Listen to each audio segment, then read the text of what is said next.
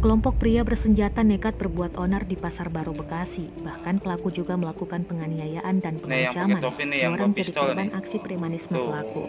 Aksi koboi jalanan tersebut terjadi di parkiran Pasar Baru Bekasi membuat gempar. Video aksi koboi jalanan itu viral di media sosial. Dalam video terlihat korban petugas parkir Pasar Baru Bekasi diserang menggunakan airsoft gun.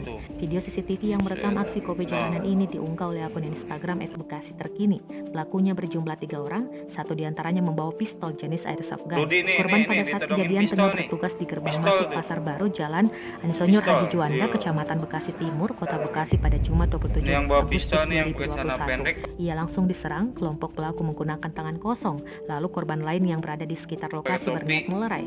Tanpa pikir panjang, pelaku yang menggunakan topi langsung mendorongkan pistol ke arah korban.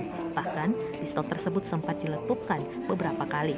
Kasih Humas Polres Metro Bekasi Kota, Kompol Erna Ruswing Andari, membenarkan kejadian pada video tersebut. Peristiwa berlangsung pada Jumat 27 Agustus 2021 sekitar pukul 22 waktu Indonesia Barat.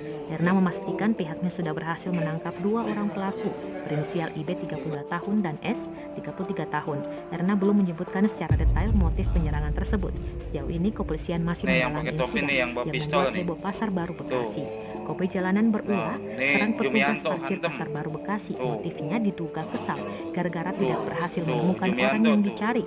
Hal ini disampaikan Hasanuddin selaku petugas keamanan Pasar Baru Bekasi yang mengatakan pelaku dan korban sepertinya tidak saling kenal. Pistol, iya.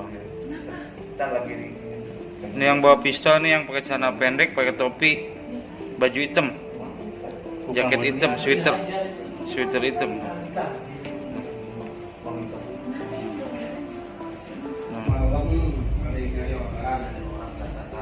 Nanya masih Junian kok ngeliat si A kagak? Si A yang dicari? Yang dicari, yang jawab saya harus stop. Iya, di sini nongol di situ. Disamperin lah, ternyata kan kagak ada.